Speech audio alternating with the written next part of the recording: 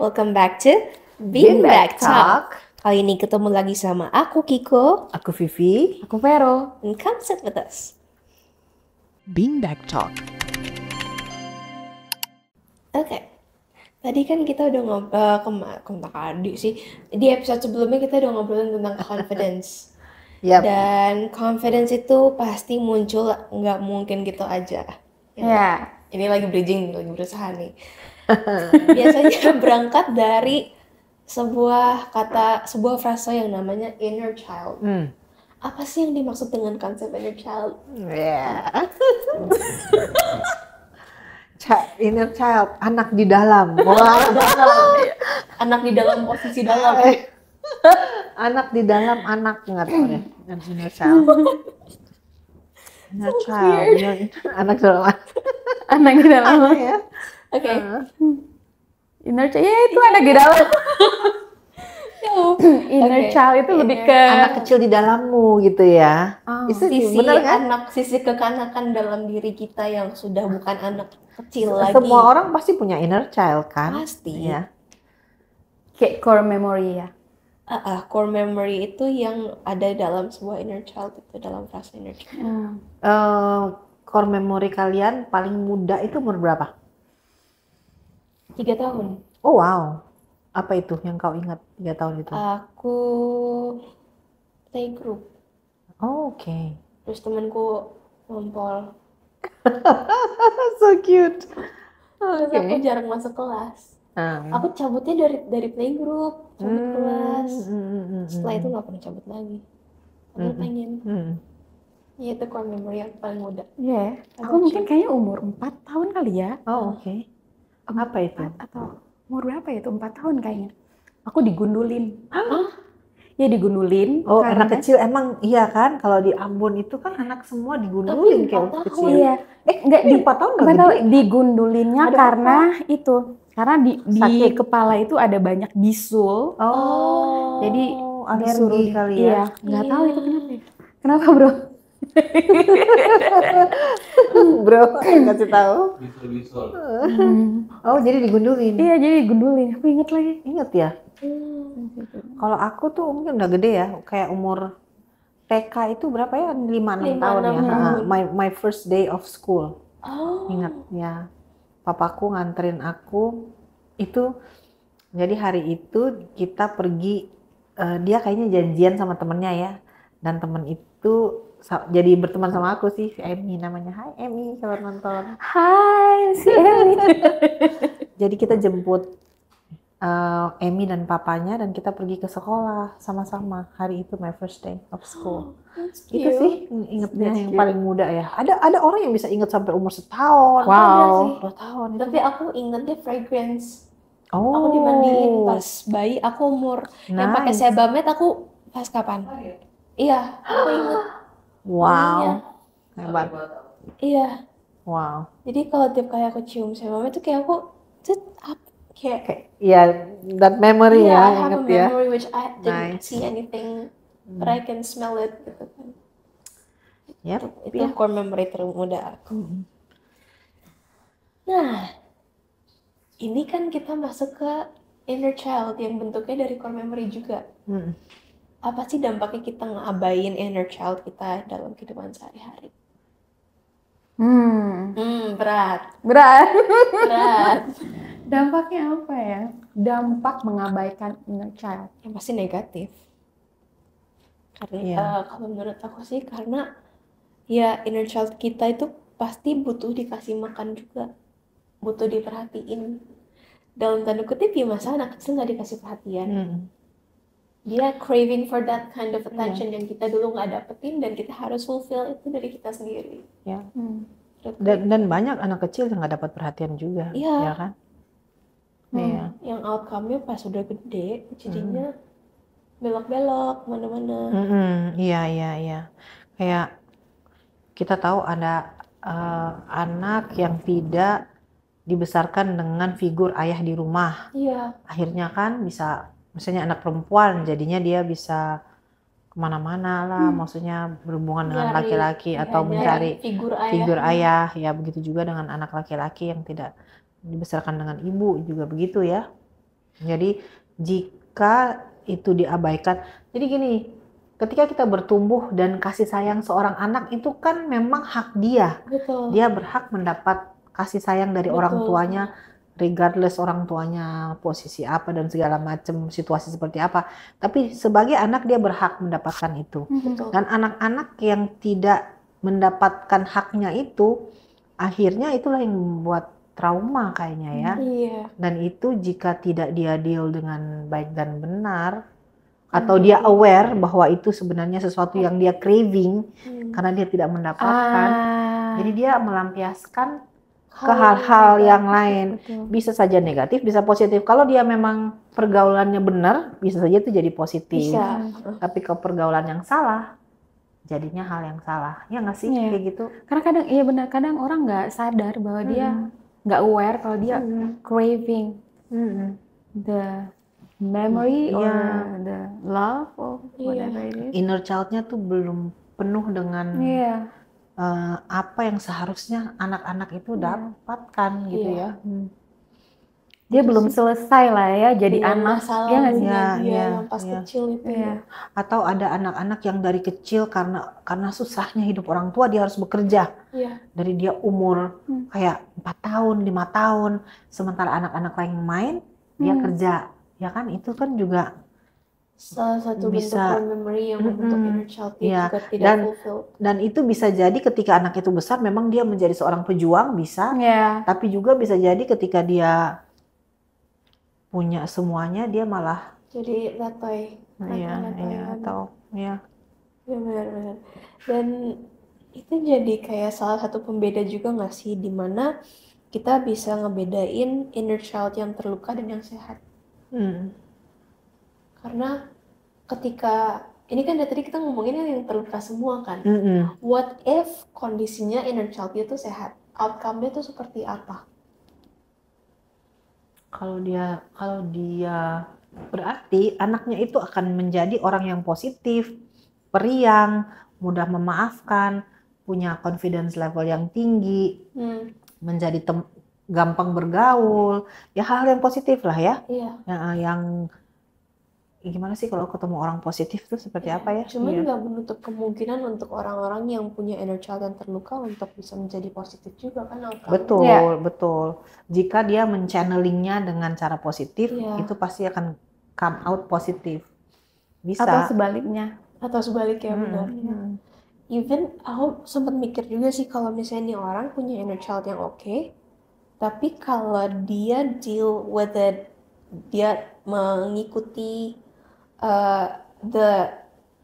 arusnya dengan tidak baik, ya akan jadi buruk juga, ya nggak sih? Ya tadi makanya yang Vera bilang, kamu adalah siapa temanmu, ya kan? Ya kalau pergaulan kan ditulis juga ada ayatnya pergaulan yang buruk merusak kebiasaan yang baik. Ya kan? Jadi itulah. Kalaupun dia inner child-nya dia bagus ya, nggak ada trauma dan segala macam, tapi beranjak dewasanya pergaulannya buruk, ya kebiasaan yang baik itu atau sesuatu yang baik itu akan hilang. Iya, mungkin dia akan membentuk trauma-trauma baru atau hal-hal yang. Dan inner child yang yang nggak sehat itu kan pasti jatuhnya jadi trauma kan. Iya. Kadang kita tuh dalam satu keluarga, even kayak misalnya kita kakak beradik dibesarkan dengan cara yang sama, karena kan pendekatan ke anak-anak itu beda-beda dan masing-masing punya inner child yang beda. Ya itu unik sih, gimana itu ya? Kan kayak ada satu kondisi yang satu bisa nangkepnya yang A dan jadi sehat, dan jadi kayak memori yang sehat buat dia, yang lain bisa nangkepnya beda lagi. Jadi trauma malah buat dia. Itu juga rumit ya. Pembentukan inner child kita, even setelah kita dewasa pun kita bisa menemukan inner child kita yang lain kan. Maksudnya kayak inner child kita yang selama ini terbungkam gitu. Subconscious ya. Subconscious inner child ya. Bisa.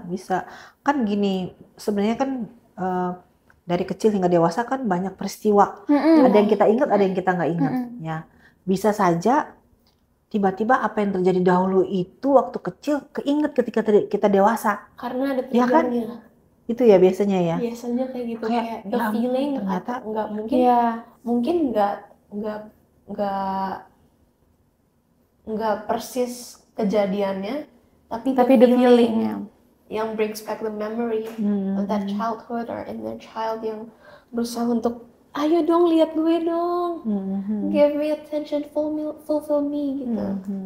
Iya. Dengan feeling itu dia ketarik balik. Iya bisa sih.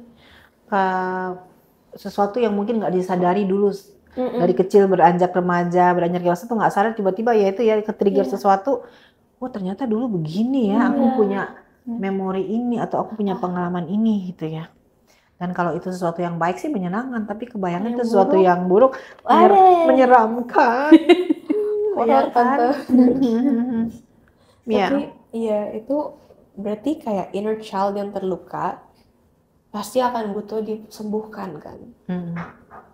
Does that happen to like memengaruhi emotional development kita? Maksudnya penyembuhannya. Tapi tunggu, sebelum sampai ke penyembuhan, kayak do you guys have like inner child yang Sampai saat traumatik ini, gitu? Traumatik ya. Ada sih. Kayak apa? Aku sampai sekarang tuh jadinya tuh kayak attention seeker yang enggak yang massively attention seeker, cuman kayak I crave for like a good attention. Karena dulu I was not the main character in my friendship. I was not the main character in the like family stuff. Tapi kan kamu the only child. Jadi mama papa harusnya Not the what happened to your mom? Mami tolong. Mami kenapa? in my relationship with my cousins. Oke. And I call that friendship juga gitu. Karena I was not like, maybe I was a main character, but I was like the secondary main character, if you get it.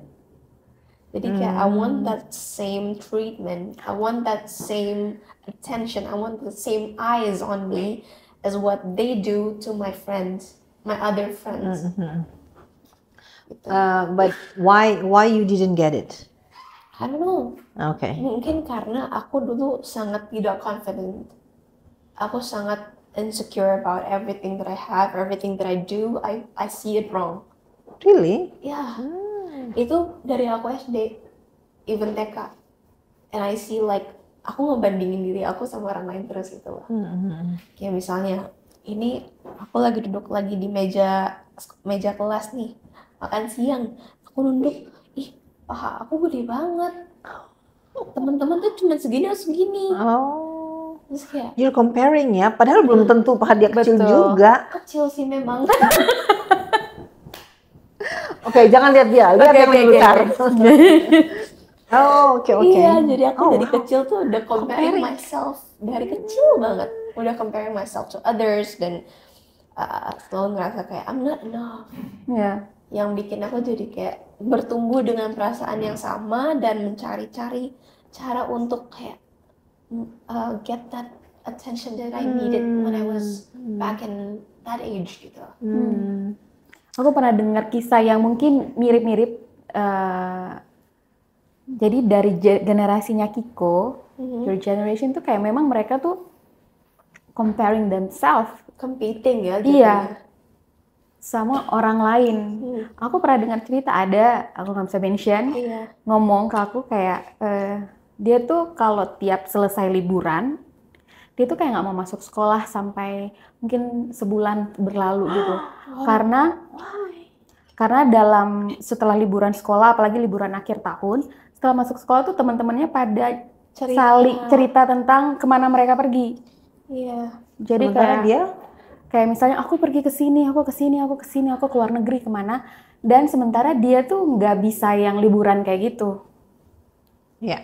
Jadi dia merasa kayak aduh aku nggak bisa nih masuk sekolah. I'm left out ya. Iya.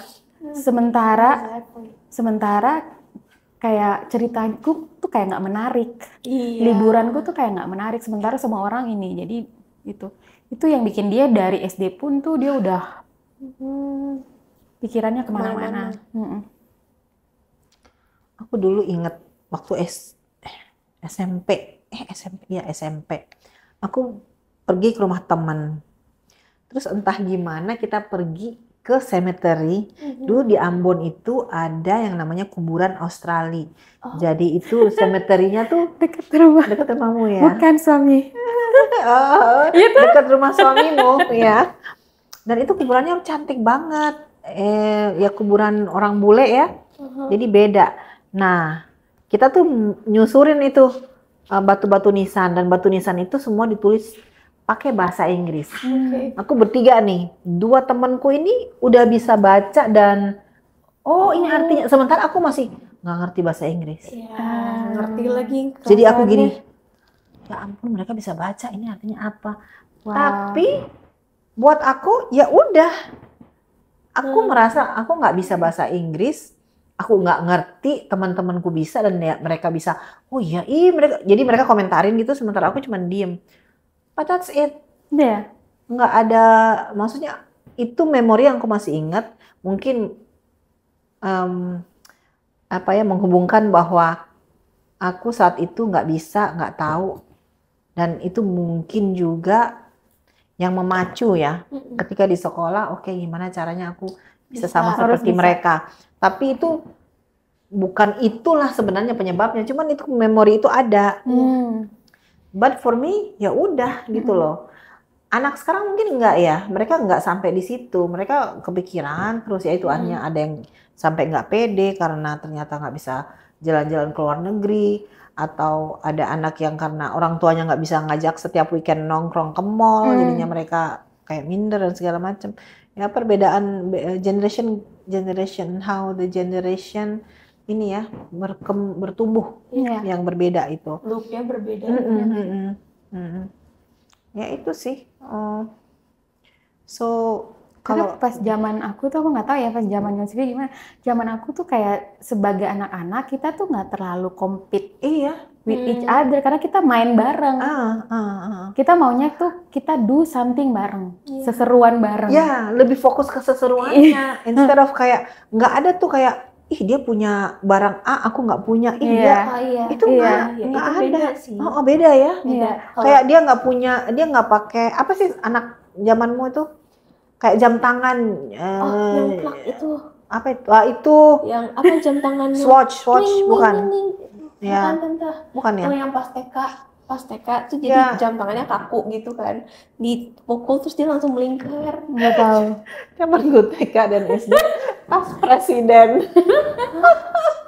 Tas presiden yang kotak itu loh, itu doang yang menjadi, tapi nggak ada yang Swatch juga sih. Iya kan? Iya. Harus kalau nggak punya itu nggak keren. Kalau lu nggak punya tas jam tangan Swatch lu nggak keren, lu miskin, lu apa ya kalau kan? Zaman aku tuh kalau misalnya ada satu yang punya barang bagus, ngider lo barang.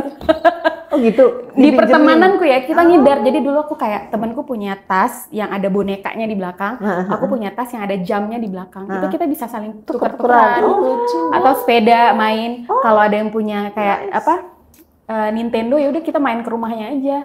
Dia punya, kita as simple as that ya. As simple as that. Jadi nggak perlu kayak di compare dia punya apa, nggak apa-apa, kita bisa enjoy punya teman kita bareng-bareng atau punya kita bareng-bareng. Anak sekarang itu iPhone-nya iPhone berapa? Anak SD. Iya kan? Iya kan? iPhone-nya iPhone berapa? Udah mami boleh nggak iPhone 13? What? Ya jadi ya itulah ya berbeda ya, beda zaman, beda cara.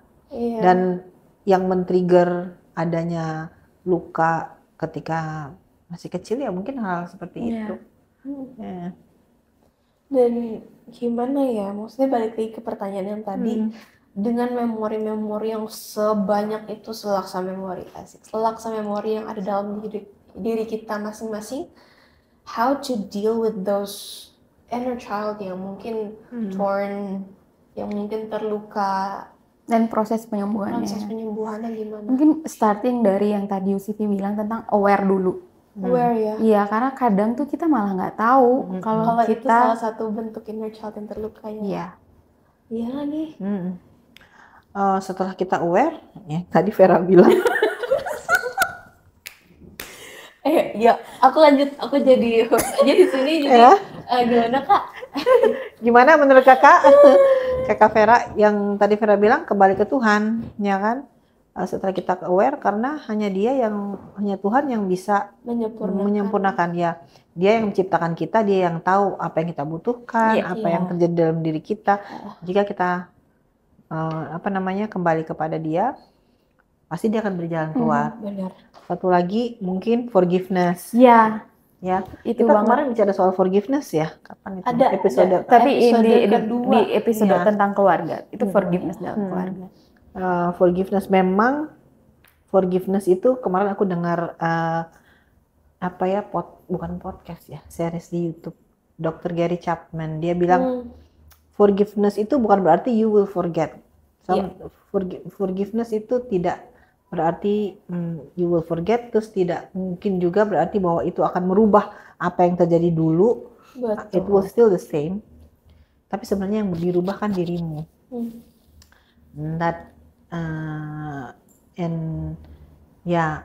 Itu mungkin juga cara orang sembuh dari lukanya.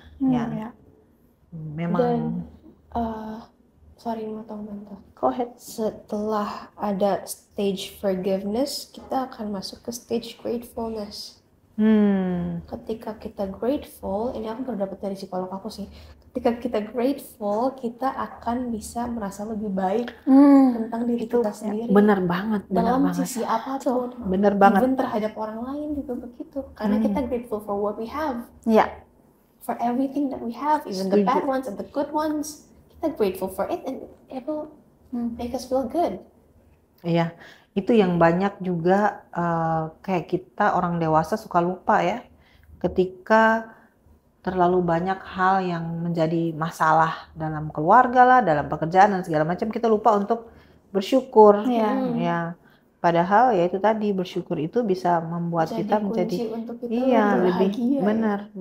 Dan membantu yaitu jika ada inner child yang traumatik, mungkin dengan bersyukur bisa pelan-pelan. Betul. Kita balik jadi positif. Iya.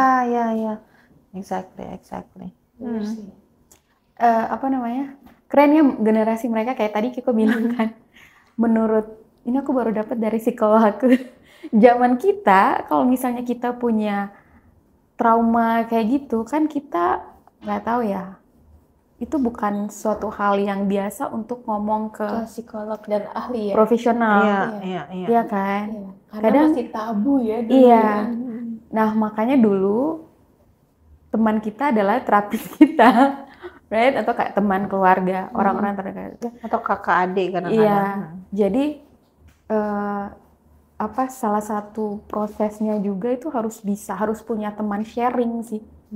Siapapun. Bener. Iya kan, kalau misalnya anak sekarang, generasi sekarang, mereka confidence untuk bukan confidence sih, mereka aware bahwa gue butuh pandangan lain, bantuan dari profesional, it's good. Tapi kalau misalnya kayak yang generasi aku aja kalau disuruh kayak ke psikolog gitu-gitu, masih gitu ya. Iya. Padahal sekarang udah biasa ya. Udah biasa, karena cuma masih ke bawah dari dulu kali ya. Tapi kayak dulu tuh ya tadi yang bilang tabu gitu ya. Kita Ada apa harus dengan bisa- lo? Kok lo bisa ketemu? Padahal itu kan sebenarnya sebetul nggak jadi kan. itu kan memang ya sebuah hal cara yang yang dilakukan orang ya kan. Mendengar dari expertnya how to deal. Jadi buat orang yang mungkin masih belum menganggap itu bukan sesuatu yang dia butuhkan untuk ke profesional, cari seseorang yang bisa dipercaya dan harus ada teman berbagi. Talk to them. Ya, merasionalkan kita juga kan seperti yang di episode sebelumnya. We need friends to rational our minds. Betul. Rationalize rationalize our minds. Yes. Dan ya itu juga salah satu bentuk untuk kita menyembuhkan inner child kita juga. Tapi apa sih ciri-ciri orang yang inner child-nya terluka selain dia itu tadi kan tante bilang vibe orang yang sehat inner child itu ya positive vibes-nya. Kalau misalnya terluka, apakah dia vibe-nya negatif? Nggak juga, ya itu tadi balik lagi yang tadi Kiko bilang di awal, orang bisa masking kan. Ya. Dia terlihat happy, tapi sebenarnya dia terluka. Ada orang yang jadinya pendiam. Oh benar. Ada orang yang jadinya temperamental. Ya, Ya kan? depend on the Iya. trauma ya. Trauma Apa yang belum selesainya itu ya. Ya. Ya. Dan karena memang secara apa ya, orang suka bilang tuh pengalaman kita masa kecil itu kan yang shaping up. Betul. Dan sekarang kalau kita bicara deep talk nih, si A, si B, si C, misalnya si Mawar dengan suaminya ya, sebut saja Mawar.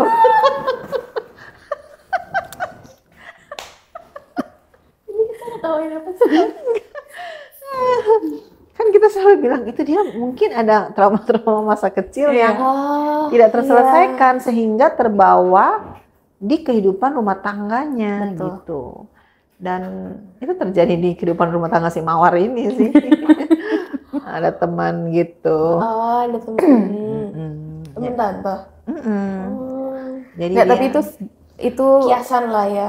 bukan masalah kiasan juga sih, cuman kayak itu common lah. Common Kalau menurut aku itu common di marriage life di ya. marriage life, karena kan dua orang dari dua latar belakang keluarga, cara mereka dibesarkan terus disatuin kan pasti masing-masing. Kadang-kadang tuh kita nggak pernah mikirin tentang inner child, tapi kadang udah di dalam institusi pernikahan itu kadang-kadang inner child-nya keluar saat ada konflik atau saat ada gitu. Benar. So it depends ya on how they grew up dan gimana mereka bertumbuh dan how they develop with their luka. Iya. Ciri-ciri kalau mereka sudah dewasa, mungkin maksudnya tingkat kedewasaannya sudah sama-sama, gampang mungkin ya. untuk diomongin Mungkin gampang ya, nggak tahu gampang apa nggak, tapi itu paling nggak udah bisa. Tapi kalau satu tingkat kedewasaannya lebih rendah daripada yang lain, atau sama-sama dua-duanya nggak dewasa, konfliknya jadi lebih gede ya dibandingkan seharusnya. Dan kadang-kadang itulah yang men-trigger perceraian. Betul. Berarti bisa berangkat dari inner child juga. Betul. Bisa banget. Bisa berangkat dari inner child. Karena ya itu kan kadang kita tuh nggak pernah tahu sedetail apa pasangan kita itu dibesarkan. Aku punya story yang berbeda dengan suamiku, atau mungkin Sivi juga punya story yang berbeda dengan suami yang.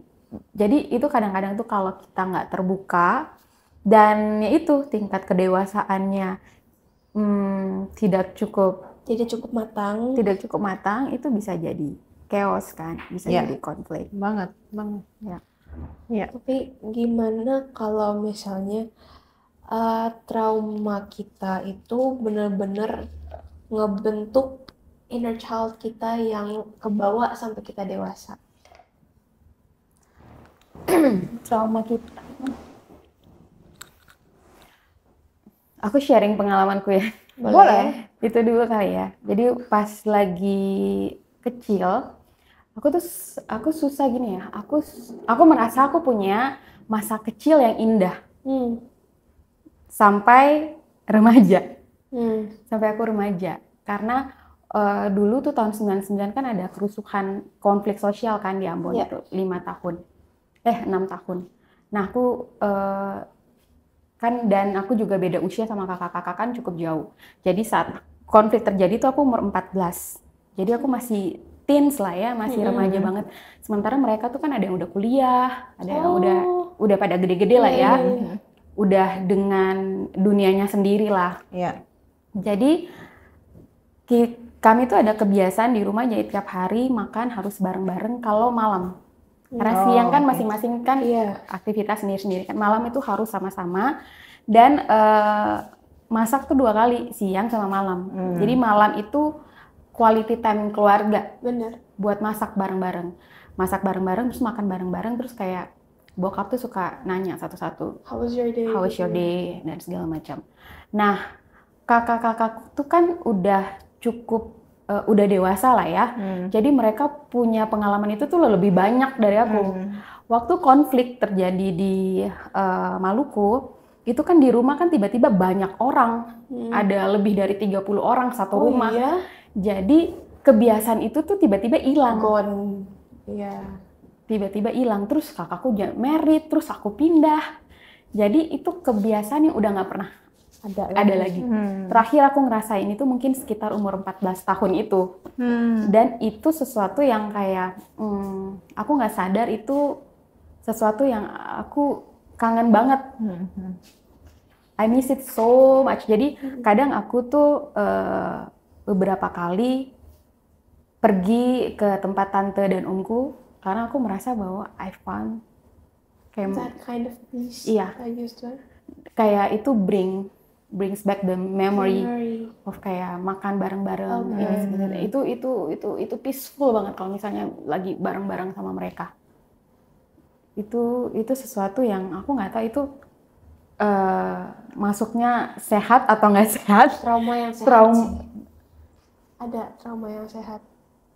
Because memories itu kan yang ada dulu kan. Tapi jadi core memory kita trauma yang sehat. Maybe that's how we word it out. Maybe. I don't know if it's right. But I think. Trauma yang sehat. Karena Jadi sampai sekarang tuh aku begitu menghargai. Jadi sering Iya. maksudnya Sering kepengen kesana. ke Belanda hanya karena ada apa ya, situasi seperti ini. Like when you're there, you're safe. you have this Peaceful. moments. Iya. Jadi Nice. kayak itu fulfill something in me. Iya. Hanya untuk kayak masak bareng atau duduk makan bareng. Iya. Yang penting itu fulfill something in me. Jadi kayak kalau pergi ketemu mereka, pulang dari sana tuh pasti aku kayak Tenang ya. Fulfilled. ya. Ya. Iya benar. Kalau aku di keluargaku itu semenjak kita kecil, mungkin SMA lah ya, SMP, SMA, itu tuh kita ketika kan kita keluarga besar nih, rame kan, itu yang sering kita lakukan adalah duduk di meja makan, tapi nggak berdiri-berdiri. Karena setelah makan diteruskan dengan obrol. Iya. Ngobrol ngalor ngidul sampai kayak udah bosen kelamaan udah baru. Jadi itu yang buat aku sendiri kenapa aku so looking forward to ketika aku mau kumpul keluarga. Karena aku tahu aku akan mengalami ini nih. Duduk di meja makan dan ngobrol sampai berjam-jam. Jadi mungkin itu juga kali ya. That's the inner child. Jadi my inner child. Inner child itu tuh bersinggungan banget sama yang namanya love language kan. Iya, bener juga. Iya sih. The more I think of it, the more I see it. Iya nggak sih? Kayak inner child kita tuh bersinggungan banget sama love language kita yang mungkin pada saat itu kurang terpenuhi atau sangat terpenuhi.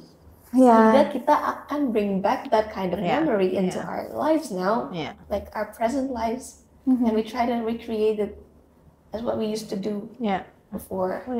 Dan I think that's right karena di kehidupanku sekarang, ya kehidupan kota besar dalam artian suami kerja, istri kerja, anak-anak dengan kehidupannya sendiri, itu tuh nggak ada lagi ya, udah nggak that moments yang kita duduk di meja makan dan ngobrol sampai berjam-jam itu udah nggak ada. Karena semua orang kerja-kerjanya dengan waktu. Harus begini. So ketika ada kesempatan untuk berkumpul lagi dengan keluarga dan tahu bahwa nanti kita akan ngobrol, itu sesuatu yang sangat kayak aduh, you look forward to it. banget. Iya. Gitu. So, itulah kadang-kadang aku berpikir gini, orang bilang banyak anak banyak rezeki ya, mungkin itu juga, tapi orang sekarang kan punya anak 4 aja dibilang banyak banget. Tapi melihat keluarga, berangkat dari keluarga yang banyak anak, ini satu benefit yang aku punya.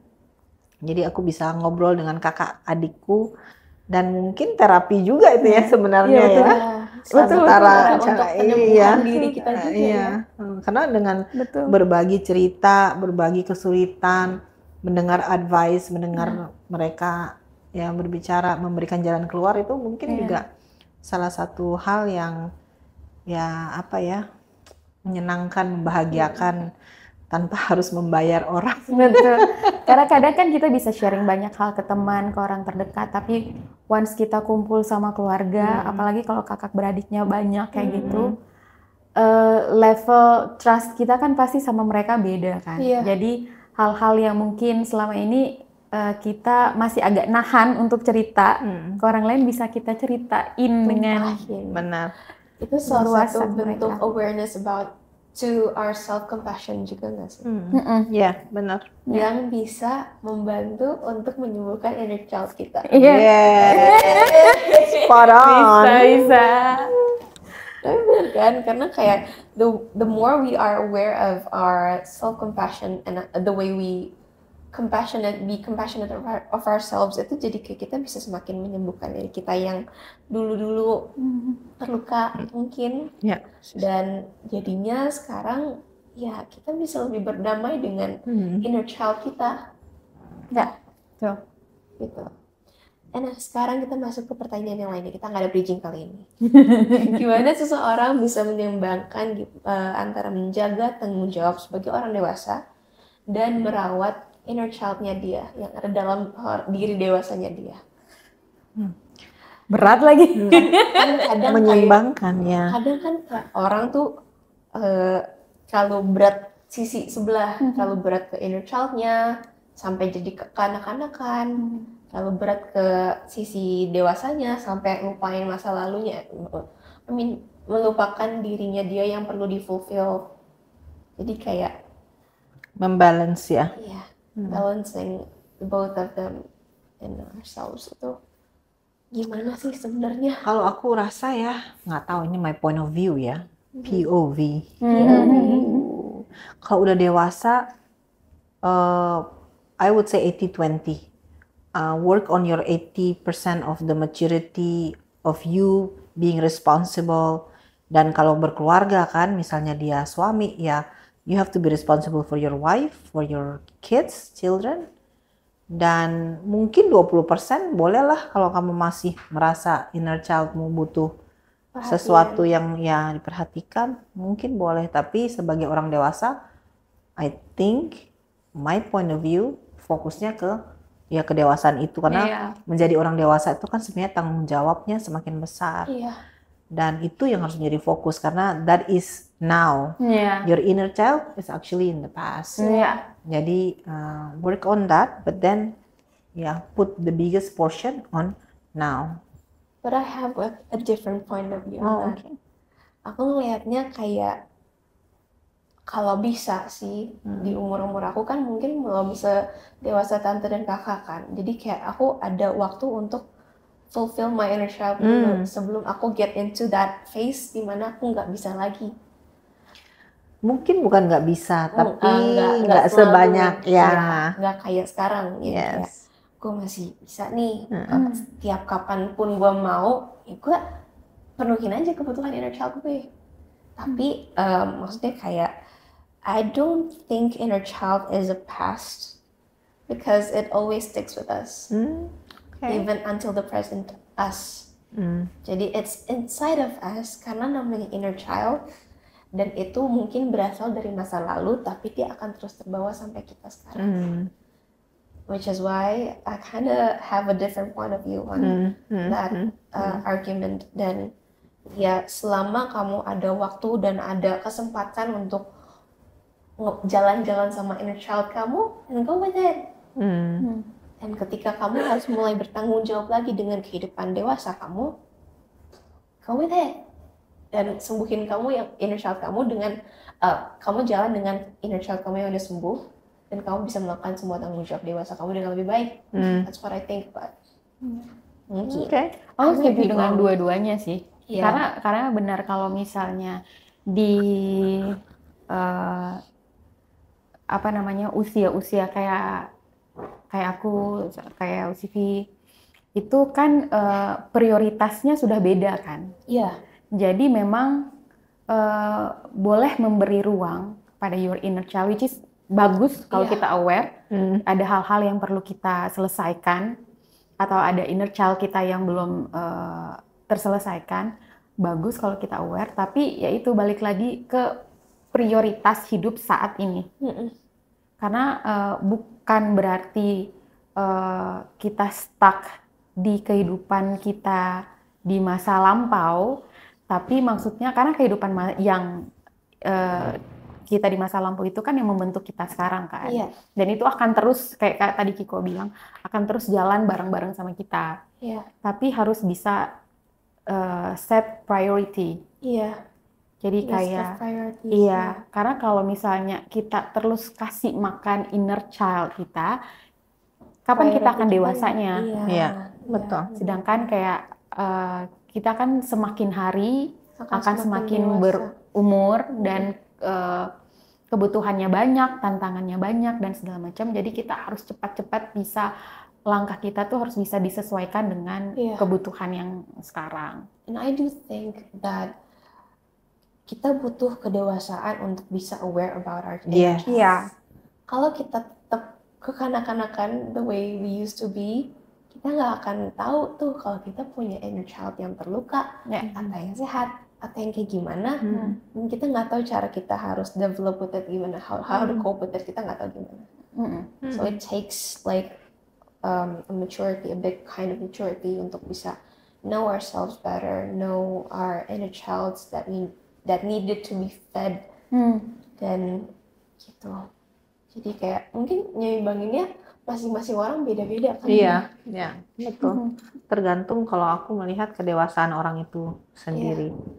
Bagaimana dia mau put berapa persentasi Betul. inner child yang mau dia Fit. Iya. nurture atau mungkin yang mau dia fulfill, Iya. dan berapa yang memang dia merasa oke.